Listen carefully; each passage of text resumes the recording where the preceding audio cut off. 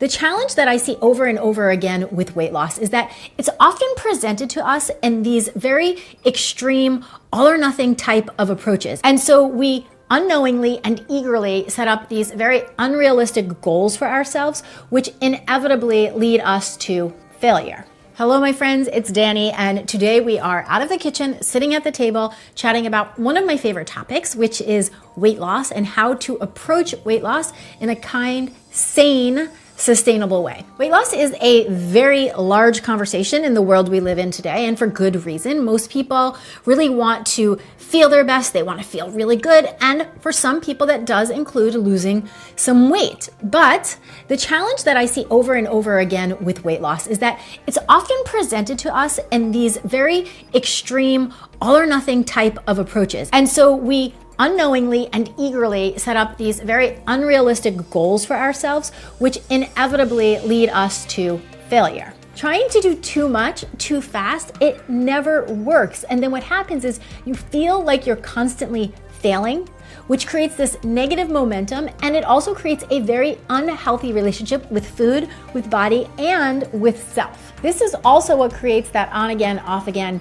diet mentality, and I would say even more harmful than the extra weight. It plants a seed inside of you that makes you begin to believe that you are not capable of creating the changes that you crave, and that you are not capable of honoring the commitments that you make to yourself. And then what happens in this space is you begin to be out of integrity with yourself. And I truly believe that this can be more harmful than the physical weight, because you begin to believe that there's something wrong with you. Like you're truly not capable. Like you're broken and you need to be fixed. And when you start doing that, you're really going down a very slippery slope, because these are very painful, very toxic belief systems that are absolutely 100% never true.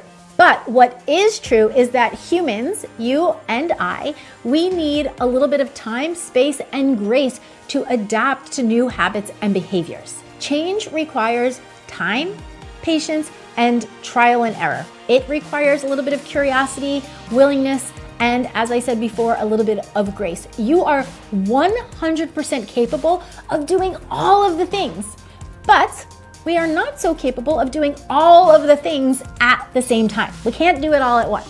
So how do you take a step back so that you can approach your weight loss goals or your health goals or your life goals in a kind, sane, sustainable way? That's what I want to chat about today. You want to do this in a way that builds positive momentum, because that's really how we create long-term sustainable change. And I am going to warn you, everything we're going to chat about in this video today, these are the fundamentals, and you've probably heard them all before, and your brain is going to want to tell you that this is so simple, it's so silly, and it's really not that important. But remember that simple does not always equate to easy. And if you're not already taking these core fundamentals and working them into your daily life on a consistent basis, then I really want to encourage you to just start right here. Get the base fundamentals down, let that be your baseline, and then you can always add on from there. You can tweak things from there, but start with the basics and don't overlook them just because they seem so simple. Okay, so let's jump in. Number one, and this is the underlying theme of Clean and Delicious, focus on the quality of the food you eat. So many people get hung up on calories, and I'm not saying calories don't have a place, but if you're not focusing on quality foods, start there. And the way that I always love to sum this up is simply this: look for real whole foods as close to their natural state as possible most of the time. This is a great place to practice the 80-20 rule, right? 80% of the time, focus on real whole quality foods, and 20% of the time, eat foods that you enjoy purely for the sake of enjoyment, purely for the sake of pleasure. Not only is this a great way to improve your overall health, but it also can really help with energy, focus, and satiety. Because here is the deal. When you are eating a lot of low quality, highly processed foods, this can very easily turn into overeating for several different reasons. The top one that comes to mind is that while you can be getting enough calories in your diet, if you're eating calorically dense, nutritionally void foods, and not getting the vitamins and the minerals and all of the good things through your food, your body is still going to be hungry, because your body is not just looking for taste and flavor and crunch and all of those things. Your body is looking for nutrients. It's looking to be nourished. So if you're eating a lot of low quality, highly processed foods, while you may be getting enough caloric density, you're not getting enough nutrient density, which will translate in the body as hungry. You will want more food even if you're not hungry. Another challenge with highly processed, low quality foods is it can really skew your taste buds, meaning these foods are very high in fat, sugar, salt, etc. These companies work hard. There's something called an excitability factor, so that when you taste those foods, that dopamine receptor goes off in your brain and you're like, yeah, more of that. And what happens if you're eating a lot of that, then natural, healthy, delightfully nutritious foods can lose their appeal because they don't have a superficial excitability factor, right? So as you begin to cut back on those highly processed foods, you really can gain more appreciation for real whole foods. And then one other quick thought that comes to mind is when you're eating a lot of those foods, you also create more cravings for those foods. Because again, the brain, when you have that dopamine release in your brain thinks it's very important. It's like, let's do that again. And that's another reason why you can develop strong cravings for these types of foods. Just think to yourself, how often when you're eating some fish and vegetables or some chicken and brown rice, do you feel like you just can't stop yourself and you just want to keep eating and eating and eating after you're not really hungry anymore? It doesn't usually happen, but this can easily happen when you're eating ice cream or Doritos or Oreos or whatever processed food lights you up and turns you on. So if you're not already prioritizing real whole quality foods, this is a really powerful place to start. I want you to remember that food is not our enemy. Food is our friend. We need food to survive. We need it to thrive. And so you really want to embrace your relationship with food, allow it to nourish you, and choose foods that have the ability to do that for you. My second tip when working to take a kind, sustainable, sane approach to weight loss is to practice eating when you're hungry, stopping when you're satiated. Now, that is very simple in theory, but it takes a lot of work. And I think if you reflect back on your own personal eating history, you probably know that oftentimes it's the desire to eat when we're not physically hungry can be the biggest challenge for a lot of us, or stopping when we've had enough. This is especially true if you've been on and off of diets in your life, because what happens is we become really accustomed to eating based on external cues. It can be based on the eating plan we're following, based on the time of the day, based on when other people are eating. If we see something and it looks good, we're like, ooh, that looks good, and suddenly we're ready to eat, right? But all of that desire to eat is coming from our head. It's coming from a thought, I should eat now, it's 1 o'clock, etc. And what I want you to practice doing is dropping down into your body and connecting to and feeling your natural hunger signals. Am I actually physiologically hungry? And then if you are, once you're eating, have I had enough? Right? Not getting full or overstuffed, just eating to a place of energy and satiety.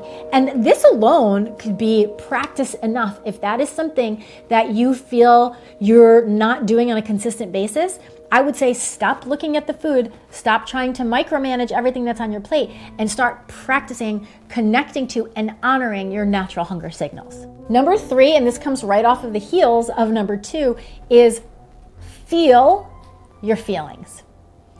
So often we turn to food to help us regulate or process or sidestep our emotions, right? You have a desire to eat food, not because you're physiologically hungry, but because it can help you to either numb down or to buffer big emotions that you may be having, or just any type of unpleasant emotion that you may be having. And I think it's important to note, for some people, even positive emotions can be uncomfortable.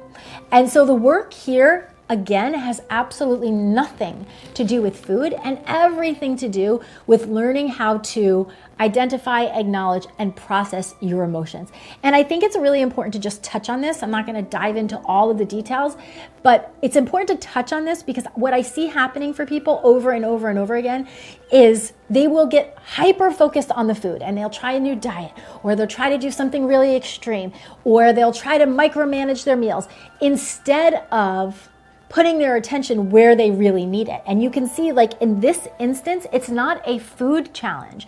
It is a learning how to be with, allow, and process emotions practice. So it's a very important distinction that really all you have to do right now is to begin to create awareness around. Number 4, very simple. We hear it all the time, but it's a big one. Hydration, drinking water. How much water are you drinking on a day-to-day basis?